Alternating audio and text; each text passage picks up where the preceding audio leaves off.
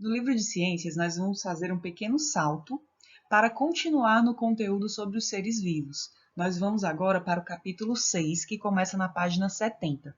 Depois, em outro momento, retornaremos para os capítulos que foram saltados. Então, hoje, vamos começar o conteúdo da página 70 e vamos estudá-lo até a página 72. Os seres vivos se relacionam. Nós vimos, nas aulas anteriores, que existem os ecossistemas, ou seja, onde todos os seres vivos e também os elementos não vivos se relacionam. E agora nós vamos continuar esse conteúdo aprofundando um pouco mais. Ao analisarmos o modo de cada ser vivo obter o alimento, podemos estabelecer algumas relações entre eles. Observe alguns exemplos na cena ilustrada abaixo. Então, aqui nós temos uma cena que representa aqui alguns seres vivos, né, em um ambiente. Vejam, nós temos capivaras e logo aqui, escondidinha, né, observando as capivaras, existe uma onça. Depois de observar a imagem, logo abaixo tem 4 pontos que vocês vão responder a partir dessa observação de imagem, tá bom? O primeiro ponto pergunta o seguinte: do que as capivaras estão se alimentando? Dá para ver que algumas estão voltadas para as gramas, né? O capim que está ali onde elas, no ambiente em que elas estão. Então, vocês já podem escrever aí que elas estão se alimentando de capim, ou de maneira mais ampla, elas estão se alimentando de plantas, né? Os seres vivos, plantas. Segundo ponto. No desenho também se pode ver uma onça pintada em meio à vegetação. O que ela está fazendo? Bom, dá para perceber que a onça está observando e se preparando para atacar as capivaras. Terceiro ponto. Como as plantas que crescem nas margens do rio conseguem energia para viver? Nós já vimos que as plantas sintetizam o próprio alimento. Para isso, elas precisam da água e da luz solar, né? Então, ali, as que estão próximas à margem do rio, elas vão ter essa facilidade de acesso à água, né? E à luz solar do ambiente. Dessa forma, elas conseguem fazer a fotossíntese, que é a sintetização do próprio alimento dela. E o último ponto.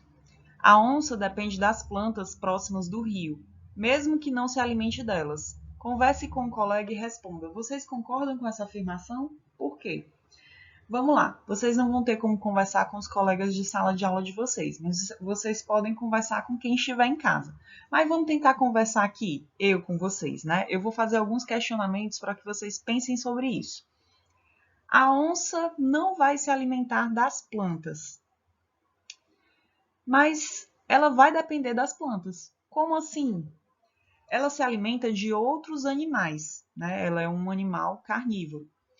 Mas ela se alimenta de outros animais que dependem das plantas para viver, porque se alimentam de plantas.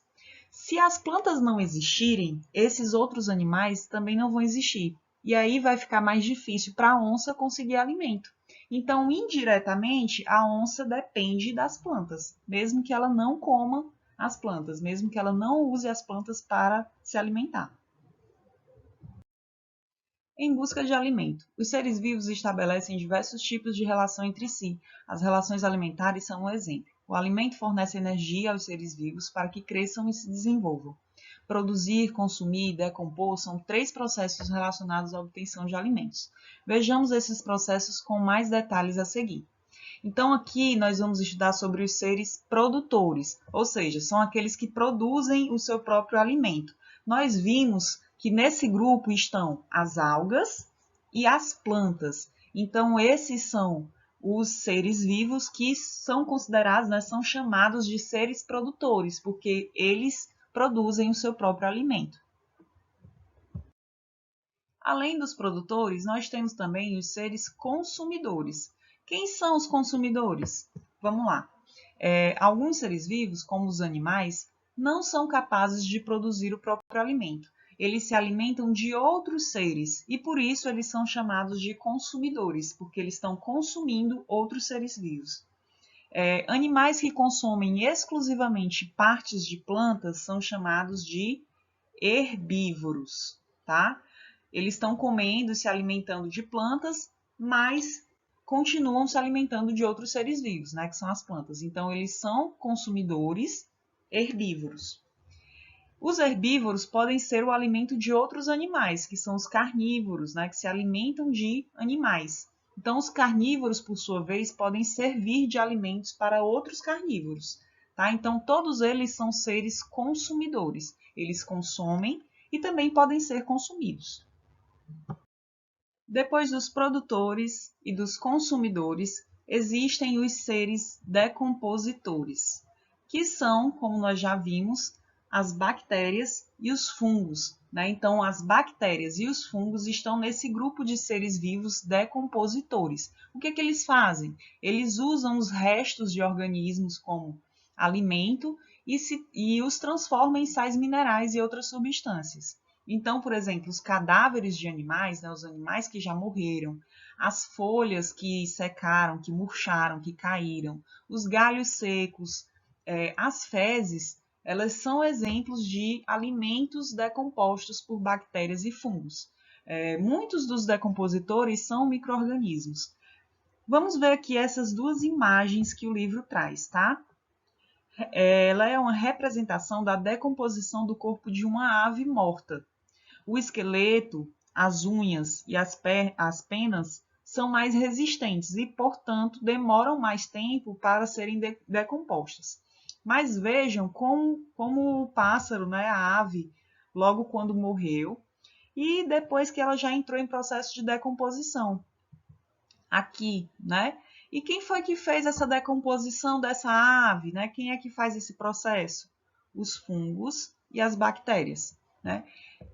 E depois que eles fazem isso, o que é que acontece? Ao redor, né, da terra aqui ao redor, fica cheio de sais minerais, né, de compostos que são depois utilizados pelas plantas, né, na produção de seu alimento. Questão 1.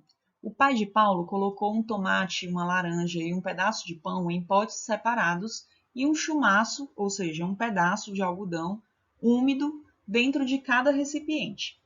O Paulo fechou os potes e observou os alimentos todos os dias, sem abrir os recipientes. No terceiro dia surgiram manchas de cores e formatos variados sobre os alimentos. Essas manchas aumentavam dia após dia à medida que o alimento apodrecia. Em trios, discutam e respondam no caderno as questões a seguir. Então, aqui vocês vão responder o item A e o item B no caderno. Se vocês acham que tem espaço para a resposta de vocês no livro, pode responder no livro mesmo, tá? Item A. Sabendo que as manchas são fungos visíveis a olho nu, na opinião de vocês, por que as manchas aumentaram com o passar dos dias? Se as manchas são fungos, pessoal, o que é que acontece? Ao passar do tempo, os fungos vão decompondo o alimento e isso vai fazendo com que eles se desenvolvam. Então, a colônia ali de fungos vai aumentar, né? Então, por que as manchas aumentaram? Porque os fungos se desenvolveram. Item B. Se os potes permaneceram fechados durante a observação, de onde vieram os fungos que cresceram sobre os alimentos?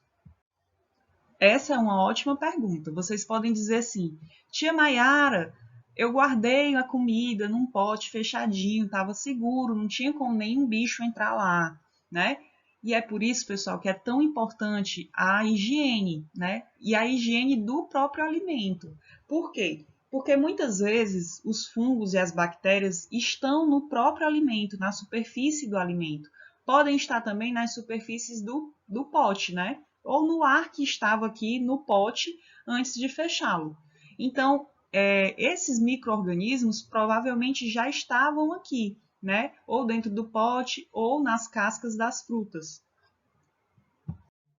E essa foi a atividade de ciências de hoje. Parabéns para quem terminou. Até a próxima!